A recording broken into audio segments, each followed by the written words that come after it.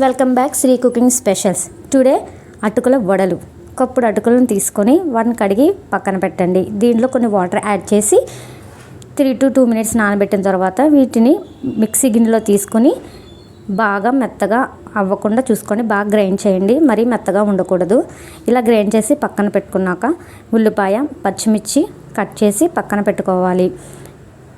ఇలా గ్రైండ్ చేసి పెట్టుకున్న అటుకుల్లో 1 కప్పు శనగపిండి తీసుకొని ఈ మిశ్రమాన్ని రెండిటిని కలిపి దానిలోనే ఉల్లిపాయలు, పచ్చిమిర్చి, తగినంత సాల్ట్, కొన్ని వాటర్ వేసి బాగా మిక్స్ చేయండి. బాగా కలపండి. కొంచెం బాగా కలిపిన తర్వాత 5 minutes పక్కన పెట్టండి. ఈలోపు స్టవ్ వెలిగించి ప్యానం పెట్టి ఆయిల్ వేసి బాగా హీట్ అయిన తర్వాత ఇలా కలిపి పెట్టుకున్న మిశ్రమాన్ని తీసుకుని వడగా చేసి బాగా ఇలా హీట్ అయిన ఆయిల్లో వేయండి. అవి బాగా వేగిన తర్వాత కొంచెం ఎరుపు రంగు వచ్చే వరకు చూసుకోండి. ఎరుపు రంగు వచ్చిన తర్వాత తీసేయండి. అంతే, అటుకుల వడలు రెడీ.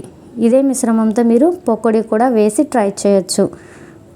Thanks for watching. అలాగే మీరు కూడా దీన్ని ట్రై చేయండి. ఎలా ఉన్నది అనేది మాకు కామెంట్ చేయండి. Thank you. నెక్స్ట్ వీడియోతో మళ్ళీ కలుద్దాం.